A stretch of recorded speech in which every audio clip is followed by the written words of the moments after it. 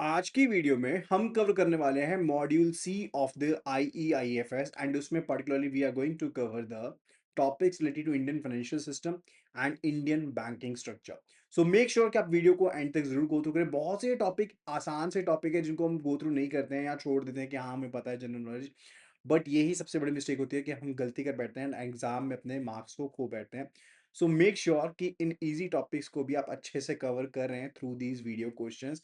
आप अभी के अभी जेआरबी का जो हमारा अर्ली बर्ड पैक है उसमें भी एनरोल कर सकते हैं, जिसमें आपको कंप्लीट कोर्स मिल जाएगा। ए टू जेड सब चीजें कवर्ड है कॉम्प्रिहेंसिवली। जेआरबी को क्लियर करने के लिए मोर देन सफिशिएंट ये पैक होने वाला है। और एक चीज और मेक श्योर करनी है कि आपने चैनल को सब्सक्राइब जरूर किया हो और बेल नोटिफिकेशन आइकन को जरूर क्लिक किया हो, ताकि जब भी मैं कोई नई वीडियो अपलोड करूं आपको उसका नोटिफिकेशन जरूर मिल जाए।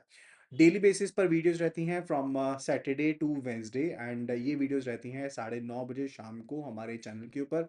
सो make sure that you have subscribe it.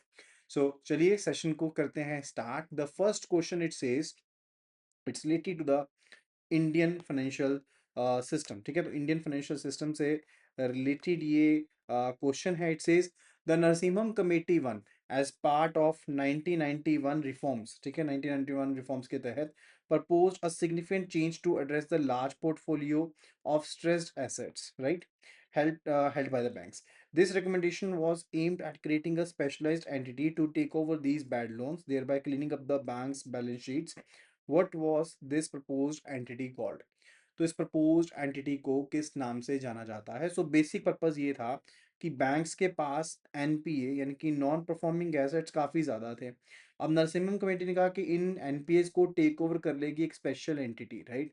तो इस स्पेशल एंटिटी को किस नाम से जाना जाता है वही हमने बताना है। It is said to be the national bank for financing infrastructure and development fund, right. और इट्स द इंडिया डेप्ट रेजोल्यूशन कंपनी लिमिटेड और एसेट रिकंस्ट्रक्शन फंड और national asset reconstruction company limited. What would be the name of this particular entity? So NABFID की बात करें, if we talk about the NABFID, तो ये तो एक रीसेंट एंटिटी है जिसको बनाया गया, जिसको डेवलप किया गया है पोस्ट ग्लोबल फाइनेंशियल क्राइसिस, इसको इस्टेब्लिश किया गया। सो this is not the answer. IDRCL की बात करें तो एक ऑपरेशनल एंटिटी है जो कि एसेट्स जो भी एक्वायर किए जाते हैं NARCL के द्वारा उसको मैनेज करता है। सो this is also not the answer.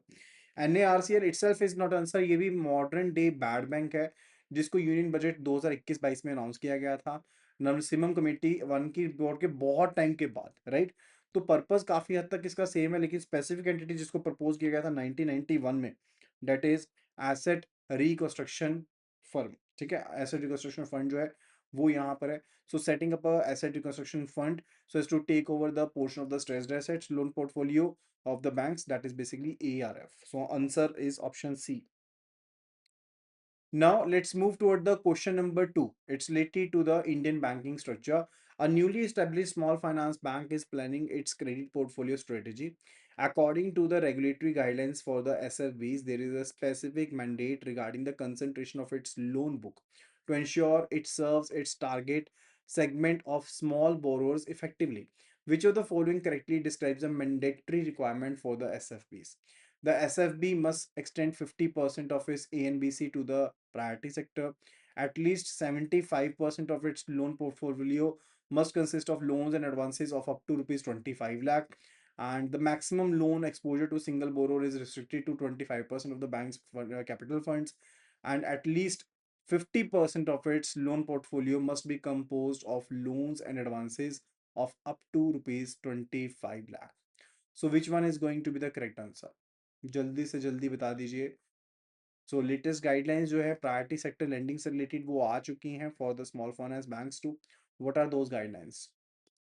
So see first option कह रहा है यहाँ पर कि एसएफबी को एक्सटेंड करना चाहिए 50% toward the ANBC priority sector. So this is not the case. देखो, प्रायोरिटी सेक्टर से रिलेटेड ना जो टारगेट है एसएफबी का, पहले वो कहा गया था गाइडलाइंस के तहत 75%, लेकिन अब इसको रिड्यूस करके कर दिया गया है 60%। कितना कर दिया गया है? 60% of the ANBC, right. And further ये 40% जो रहेगा that will be related to वो सब सेक्टर से रिलेटेड होना चाहिए स्मॉल फाइनेंस बैंक्स का, लाइक एग्रीकल्चर से रिलेटेड, माइक्रो एंटरप्राइजेस से रिलेटेड। ठीक है, तो that's basically a flexible component. जो 20% कंपोनेंट है वो फ्लेक्सिबल है एंड फर्दर जो 60% कंपोनेंट है that is going to be what, वो कंपोनेंट होने वाला है यहाँ पर जो स्पेसिफिक इंडस्ट्री को ही आपने सैंक्शन करना है, वो उससे रिलेटेड ही होने वाला है, राइट? सो ऑप्शन ए तो हो गया गलत। And option B it says that 75% of loan portfolio must consist of loans and advances of up to rupees 25 lakh। ये भी इनकरेक्ट है। देखो रिक्वायरमेंट जो है वो 50% की है, 75% की नहीं है, कि 50% आपके जो फंड्स हैं 25 लाख तक के लोन के होने चाहिए, not more than that. And the maximum loan exposure जो है that is basically restricted to single borrower 10%, not 25%। ये भी गलत हो गया। Option D is absolutely correct answer, that at least 50% of the loan portfolio must be composed of loans and advances of up to rupees 25 lakh. So answer is option D here, right? Answer is option D. Now let's move further toward the question number 3. It's related to the Indian financial system. The post-independence era, 1947 to 1991, was marked by a significant policy of nationalization aimed at bringing key financial sectors under government control. On September 1, 1956, a major consolidation occurred in life insurance space. Okay? What was the specific action taken by the government on this specific date that we need to tell?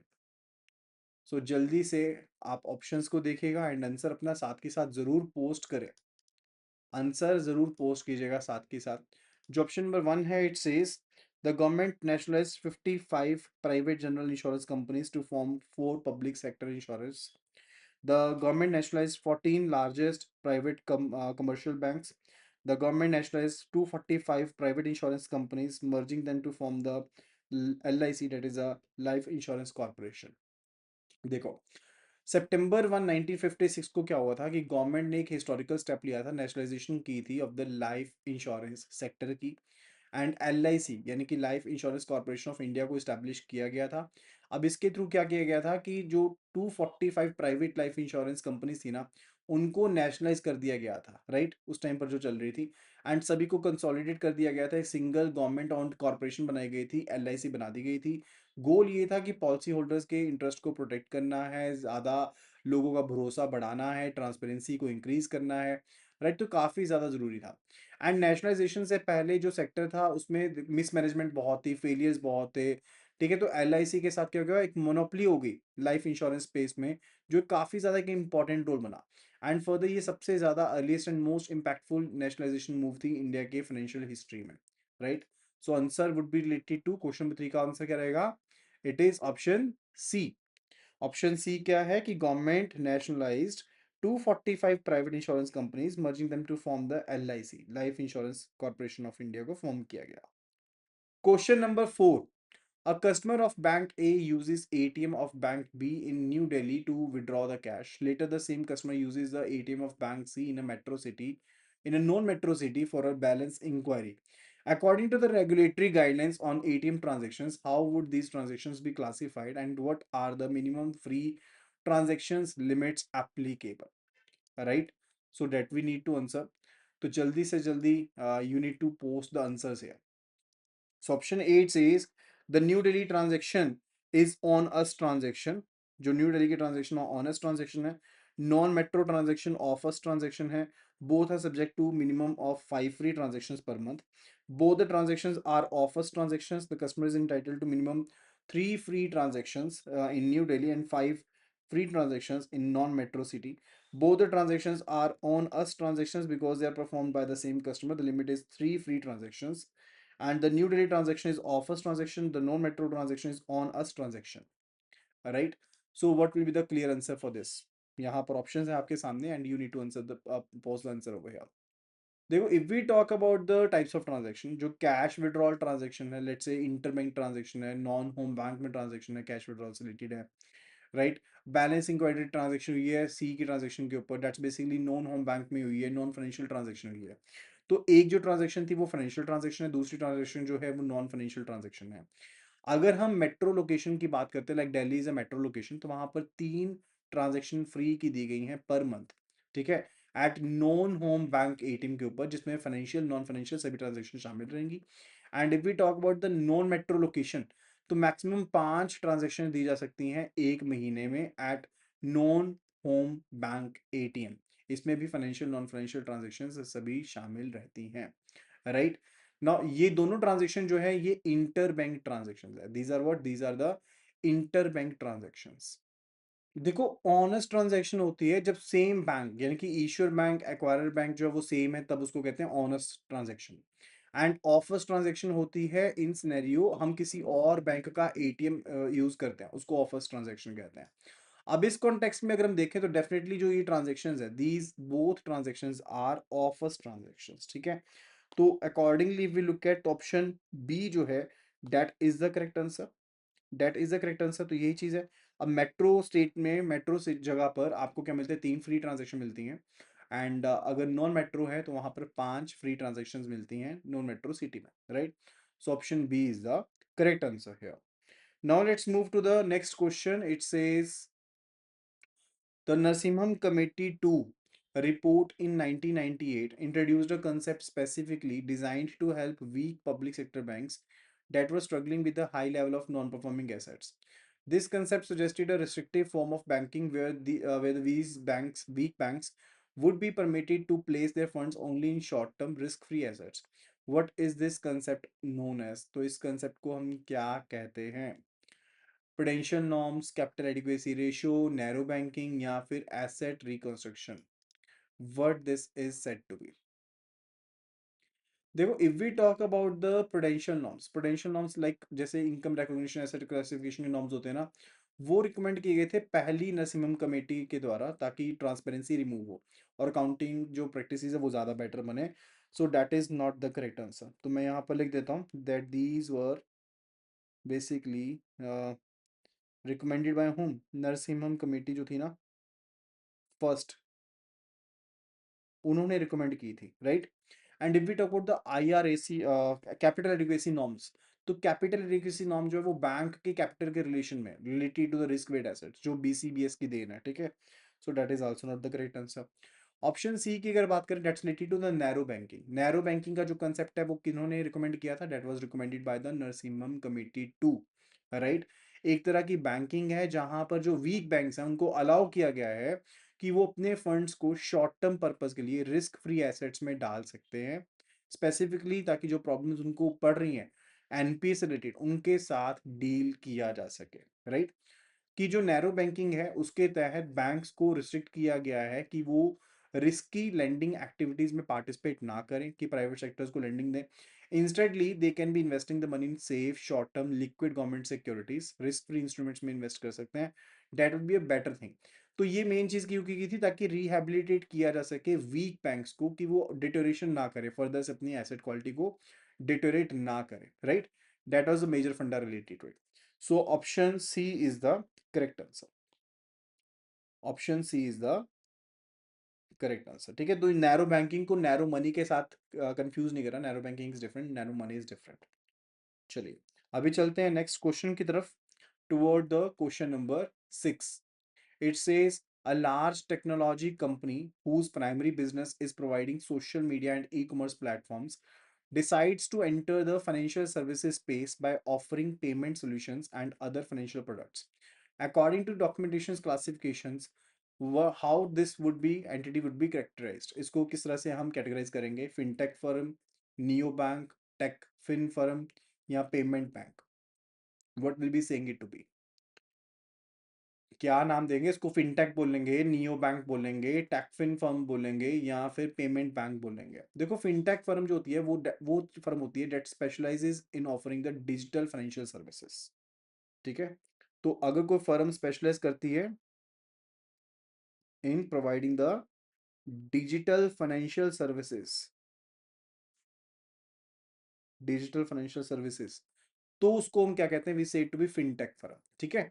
And basically large tech company जो expand करती है into finance, right. कोई specialist finance firm नहीं होती है। So that is not the correct answer in this case. Second जो है, that's basically related to neo bank. Neo bank एक ऐसा कंसेप्ट है that's basically digital only bank, जो टाइप्स के थ्रू ऑपरेट करता है, यानी कि रेगुलेटेड जो बैंक है उनके साथ टाइप करिए उनके थ्रू ऑपरेट कर रहा है, राइट। एंड सर्विसेज प्रोवाइड कर रहा है, राइट। तो that's also not the case for this case. Third जो है, दैट्स अ टेकफिन। टेकफिन क्या होती है? Big tech firm. Techfin is also a big tech firm, जिसका primary activity digital services like search engine, social media, e commerce है, right, and वो financial industry में भी एक्सपैंड करती है, जैसे गूगल, अमेजोन, फेसबुक हो गया. So that is basically techfin form. So option C is actually the correct answer. If we look at the payment bank तो एक स्पेसिफिक डिफरेंशिएटेड बैंक लाइसेंस है जो रिजर्व बैंक ऑफ इंडिया के द्वारा दिया जाता है.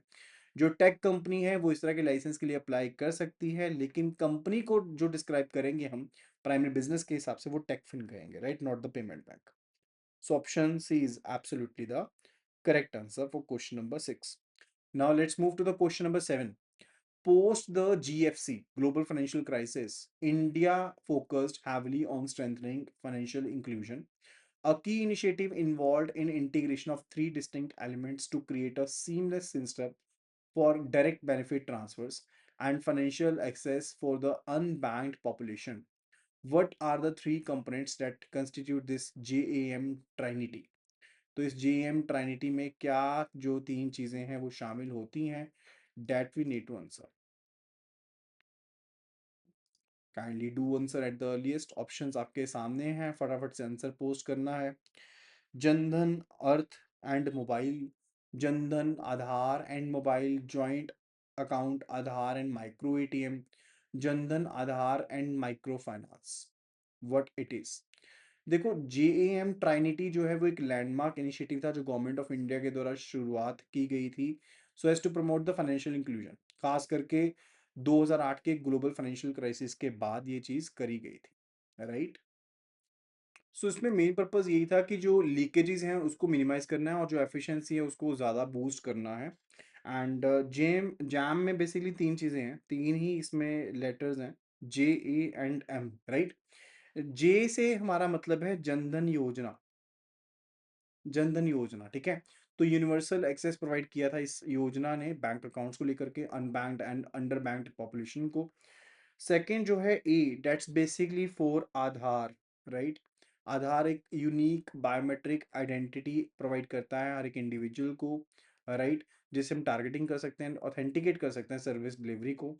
And M is basically for mobile number, right, यानी कि रियल टाइम कम्युनिकेशन हो सकती है, बैंकिंग फाइनेंशियल सर्विसेज प्रोवाइड की जा सकती हैं, that is related to it, ठीक है. So that was the main purpose. So we are having the Jan Dhan, Aadhaar and mobile, so option B is the correct answer.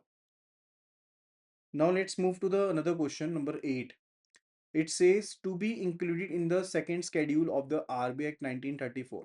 A bank must meet the specific criteria. Specific criteria को meet up करना था, which in turn grant it certain privileges not available to non-scheduled banks. Which of the following statement accurately describes both a key eligibility criterion and a major privilege of being scheduled bank? तो क्या चीज़ थी जिससे आपको शामिल किया जा रहा था स्केड्यूल, सेकंड स्केड्यूल में, और क्या आपको प्रिविलेज मिल रहा था उसके बारे में था. तो जो की प्रिविलेज है उसके बारे में जाना है, तो bank must be having a minimum paid up capital. तो जो उस टाइम पर सबसे ज़्यादा रिक्वायरमेंट थी ना, that was related to the minimum paid up capital requirement. Minimum paid up capital. And ये रिक्वायरमेंट कितने की थी? डेट वाज ऑफ ₹5 लाख, यानी कि 5 लाख की अगर आपके पास कैपिटल अवेलेबल है तो आप सेकंड शेड्यूल में शामिल हो सकते थे, और अगर आप शामिल हो गए तो आप रिजर्व बैंक ऑफ इंडिया से पैसे बोरो कर सकते थे under the LAF, liquidity adjustment facility के तहत. LAF को क्या कहते हैं? We say to be the liquidity adjustment facility, right. तो आप इस फैसिलिटी के तहत आप रिजर्व बैंक ऑफ इंडिया से पैसा उधार पर ले सकते थे, right. That was a major case related to it. तो इंक्लूजन क्राइटेरिया यही था, बोरोइंग कर सकते थे रिजर्व बैंक ऑफ इंडिया से, CRR आपको मैंडेटरी मेंटेन करनी पड़नी थी RBI की गाइडलाइंस के तहत, RBI एक्ट के तहत, राइट. एंड लोगों का कॉन्फिडेंस ज़्यादा बेटर बन जाता आप में, ठीक है. ये बेनिफिट थे. The bank must be having a minimum paid up capital of 500 crore, not correct. The bank must have a paid up capital of 5 lakh and is eligible to borrow from the Reserve Bank of India at the bank rate. Absolutely correct. So option B जो है that is absolutely correct answer. चलिए अभी चलते हैं next question के ऊपर. Question number 9. It says financial inclusions in institutions in India can be classified into several categories based on the primary function. One such category includes institutions that do not accept deposits from the general public but instead provide financial aid primarily to corporate customers to promote development in specific sectors. Which of the following institution falls under the non-intermediate financial institution category? State Bank of India, Life Insurance Corporation of India, National Bank for Agriculture and Rural Development, Securities and Exchange Board of India. Which one would be the correct answer here? Kindly do answer at the earliest. देखो non intermediate institutions कौन से होती हैं?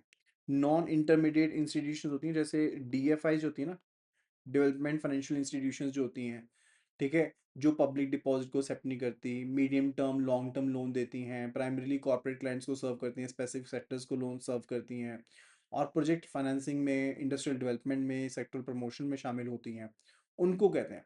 Like IFCI है, सिडबी है, नाबार्ड है, EXIM bank है, NHB है। अब आईएफसीआई जो है वो इंडस्ट्रियल एंड इंफ्रास्ट्रक्चर फाइनेंसिंग से रिलेटेड है, सिडबी एमएसएमई सेक्टर डेवलपमेंट से रिलेटेड है, NABARD agriculture and rural development से रिलेटेड है, EXIM bank foreign trade finance से रिलेटेड है, एनएचबी जो है वो हाउसिंग फाइनेंस से रिलेटेड है, राइट। एंड कौन सी इंस्टीट्यूशन नॉन इंटरमीडिएट्स नहीं थी? Those are not non intermediates. कौन नहीं होते? कमर्शियल बैंक नहीं होते, एनबीएफसीज नहीं होती, रूरल बैंक्स नहीं होते, right, because they can do accept the deposits, right, they can do accept the deposits and are intermediaries, वो intermediaries बन जाती हैं, वो इस कैटेगरी का पार्ट नहीं बनती हैं।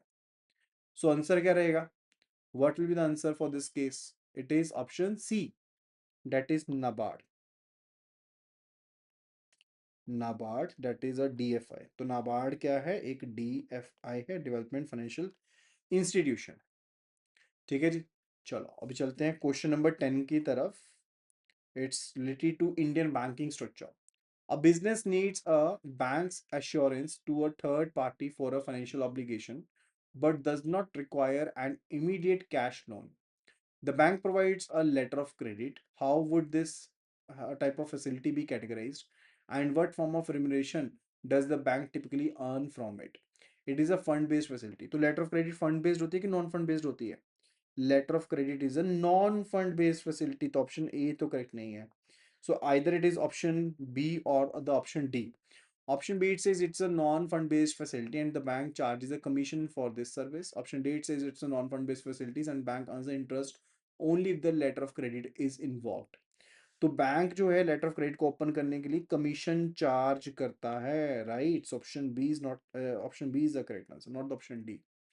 ठीक है, बैंक जो इंटरेस्ट अर्न करेगा अगर इन्वॉक होएगी, अगर वो फंड बेस्ड में कन्वर्ट होगी वो तो करेगा करेगा, लेकिन प्राइमरी जो रिम्यूनरेशन होती है नॉन फंड बेस्ड की, दैट्स बेसिकली वो कमीशन के वे में होती है, right. Question number 11 it says in the pre independence era the Indian financial landscape was characterized by a multitude of small, often unstable banks. Despite the presence of over 600 banks, the formal system struggled, leading to specific outcome regarding the public's financial habits. What was the predominant feature of this phase? क्या phase इस feature था इस phase का, उसके बारे में बताना है। The majority of the population relied on the formal banking system due to establishment of the Bombay Stock Exchange. Most small sized banks thrived due to a lack of regulation, leading to high financial inclusion. People were more associated with the informal channels. तो point two point हम बात करते हैं। देखो Bombay stock, अगर मैं first option की बात करूं जिसमें बॉम्बे स्टॉक एक्सचेंज की बात की गई है, बॉम्बे स्टॉक एक्सचेंज की स्टैब्लिशमेंट एक की डेवलपमेंट थी related to the capital markets, लेकिन इस चीज से हम ये नहीं कह सकते कि फॉर्मल बैंकिंग सिस्टम का इस्तेमाल जनरल पर्पस के लिए उसी फेज के दौरान हुआ था, right. So that's not the correct answer. if we talk about the option B, that most small sized banks thrived due to lack of regulation or something, देखो प्री इंडिपेंडेंस फेज ऐसा phase था जहां पर majority of small size bank जो थे वो fail हो गए थे, प्रॉपरली काम नहीं कर रहे थे। सो थ्राइविंग तो अलग हो गया, टोटली डिफरेंट हो गया। So definitely that's not the correct answer. If we look at the option C, people were more associated with the informal channels like money lenders and unregulated players due to the failure of the formal banks. Absolutely correct, ये चीज थी, क्योंकि failure हो गए थे, काफी छोटे banks fail हो गए थे, जब ज्यादा पीपल थे वो एसोसिएट थे मनी लेंडर्स के साथ, अनरेगुलेटेड प्लेयर्स के साथ। सो that was actually dominance of the informal financial system. So that's absolutely correct. ये हम प्री इंडिपेंडेंस इरा की बात कर रहे हैं, right. So option D, it says nationalization of the Reserve Bank of India. अब आरबीआई was recommended in 1935, लेकिन जो नेशनलाइजेशन हुई थी वो basically was in the post independence era. वो post independence era में थी, not before that. So option D is also not the correct answer. So option C is absolutely correct. Now let's move further toward the question number 12, that's related to Indian banking structure. A payments bank operating under the differentiated banking license wishes to expand its services. However, it is subject to several key restrictions that distinguish it from a small finance bank or a universal bank. Which of the following activities is a payment bank explicitly prohibited from undertaking? Right? So payment bank की बात करें तो वो specialised bank होते हैं, reserve bank of India ने उनको introduce किया है ताकि फाइनेंशियल इंक्लूजन बढ़े and they can B accepting the deposits. ठीक है, तो 2 लाख रुपए पर कस्टमर तक का डिपॉजिट वो एक्सेप्ट कर सकते हैं, लेकिन वो loan and credit card issue नहीं कर सकते।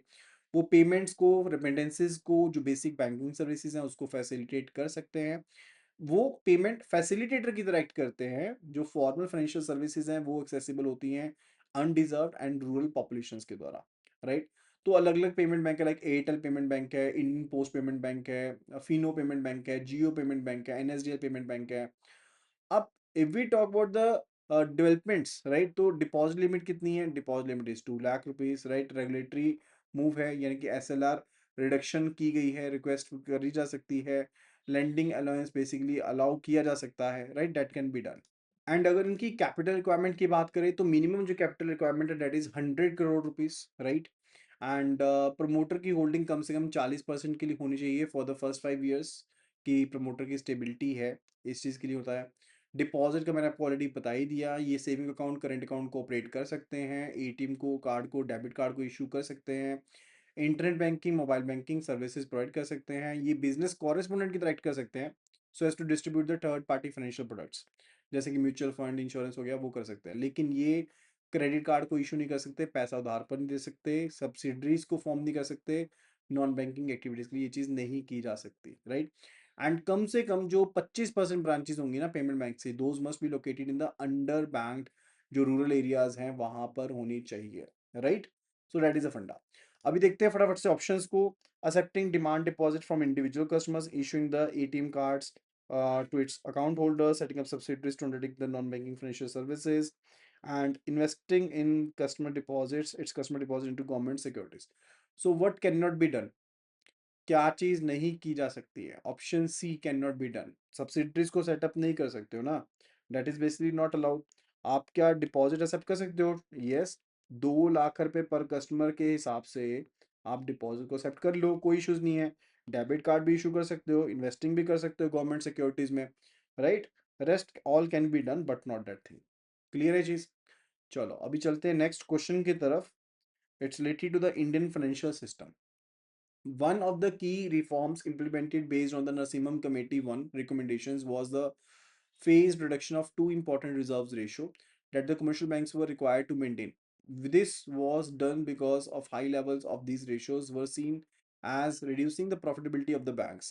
What were these two ratios that were significantly lowered between 1991 to 2003? Capital adequacy ratio and debt equity ratio, statutory liquidity ratio and CRR, non-performing asset ratio and provisioning coverage ratio, return on assets and return on equity. कौन सी ratio को कम किया गया था? देखो जो committee है recommend किया था उन्होंने सीआर को कि सर्टेन सीआर को अचीव करना है, बट ये कभी नहीं बोला कि सीआर को रिड्यूस करना है। तो ऑप्शन ए तो बिल्कुल भी आंसर नहीं है। ऑप्शन बी की बात करें, statutory liquidity ratio and further CRR, definitely इससे रिलेटेड रूल बनाया गया था एंड फर्दर फेज रिडक्शन की जानी थी सीआरआर में एंड एसएलआर में। सीआरआर जो है that's defined under section 42 subsection 1 of RBI act, right. ये आरबीआई एक्ट में डिफाइंड है। एंड एसएलआर जो है section 24 of banking regulation act में डिफाइंड है। ध्यान रखेंगे इस चीज का। There is upper limit for the SLR but there is no upper limit for the CRR. ठीक है, दोनों के केस में कोई भी इंटरेस्ट पे नहीं होता है एज सच, राइट। सो डिडक्शन इसकी होनी थी, so that's absolutely correct. NP को कम करने के लिए आरओए जो है वो वैसे भी आपके परफॉर्मेंस मेट्रिक्स हैं, उनसे रिलेटेड बात यहाँ पर नहीं की गई थी। तो वो basically which were those were actually the outcomes कि वो इम्प्रूव होंगे, राइट, लेकिन वो रिजर्व रेशियोज नहीं थी जिनके ऊपर पॉलिसी चेंज करा गया था। So answer is option B. Option B is the correct answer. Next question, it says the National Payments Corporation of India has developed several innovative products to modernize India's payment ecosystem. One such product is a system designed to facilitate interoperable cash withdrawals and other value-added services through the largest network of shared automatic machines in the country. What is this network called? इस network को हम क्या कहते हैं? आधार enabled payment system, unified payment interface, national financial switch और immediate payment service. What it is said to be. देखो, अगर हम AEPS की बात करते हैं, if we talk about the AEPS, तो वो आधार ऑथेंटिकेशन का इस्तेमाल करते हैं ट्रांजेक्शन को करने के लिए डोर स्टेप के ऊपर, या फिर माइक्रो एटीएम्स का इस्तेमाल करते हुए, so as to drive the financial inclusion. And वो शेयर्ड एटीएम नेटवर्क नहीं है खुद में, तो option A is not correct. UPI की बात करें, यूनिफाइड पेमेंट इंटरफेस, तो एक रियल टाइम पेमेंट सिस्टम है जो अलाउ करता है कि पैसे ट्रांसफर हो सकते हैं between the bank accounts using a smartphone application. वो भी एटीएम नेटवर्क नहीं है। National financial switch is actually the answer. जो नेशनल फाइनेंशियल स्विच है, that is the answer over here, right. तो पर्टिकुलरली नेशनल फाइनेंशियल स्विच जो है वो सबसे बड़ा नेटवर्क है of shared automatic teller machines, right, in India, जो कि इंटर ऑपरेबल ट्रांजेक्शन होती हैं उनको अलाउ करता है। Those are being allowed in that context. Clear है? बाकी मैं आपको डिटेल बताता हूँ कि एक्चुअल में नेशनल फाइनेंशियल स्विच में क्या क्या चीज़ है। देखो, एनएफएस को डेवलप किया गया था आईडीआरबीटी के द्वारा। आईडीआरबीटी, इसने डेवलप किया था एनएफएस को, नेशनल फाइनेंशियल स्विच को। वेरी इंपॉर्टेंट थिंग, ठीक है। IDRBT institute for development and research in banking technology, and 2004 में ये डेवलपमेंट करी गई थी। एंड 2009 में, ठीक है, 2009 में एनएफएस को ट्रांसफर कर दिया गया था to the NPCI, national payment corporation of India के पास ट्रांसफर कर दिया गया था।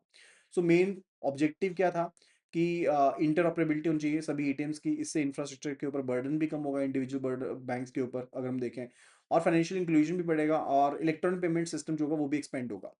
सो NFS is now operated by the NPCA, and ये इंटरऑपरेबल एटीएम नेटवर्क है। अगर इंटरनेट्स की बात करें तो 1200 से ज़्यादा इसके मेंबर हैं।